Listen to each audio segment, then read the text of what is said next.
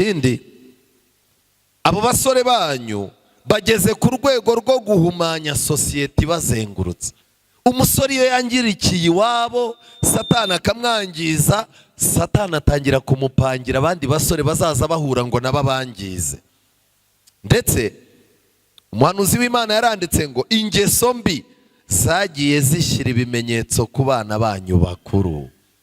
Umuntu aba mu muco mubi, aba mu ngeso mbi, kugeza igihe ya ngeso izageraho ikamushyiraho ikimenyetso.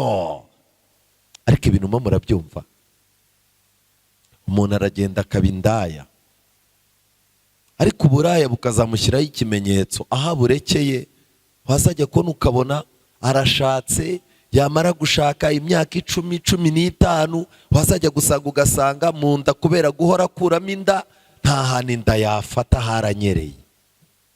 Icyo kiba ari ikimenyetso umuntu yakuyemo.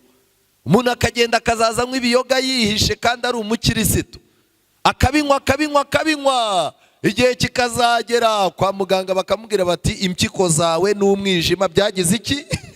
Byagize ikibazo, bigaragara ko anyweye ibiyoga bikarishye byo mu rwego rwo hejuru. Abantu baragize bati se ko ari umurokore arwaye ati.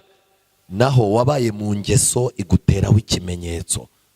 Umuntu aba umutubuzi, igihe kikazagera nawe akabyara baki? Abatubuzi. Yakobo byagenze gute? Yarabeshye ngo abone umugisha. Harya abana be bamukoreye iki? Bafashe murumuna wabo baramugurisha, bafata ikanzu barayicagagura bayikoza mu maraso y'intama, baza barira baramubwira bati dore uko yabaye icyo turokoye ni ikanzu. Nawe ararira aravuga ati abana banjye ntago bagira gute? Ntago bambeshya. Ageze mu Egiputa akubitana na Yosefu barahoberana, ahita avuga ati naribyaye. Hari ibimenyetso uzamenya yuko wibyaye.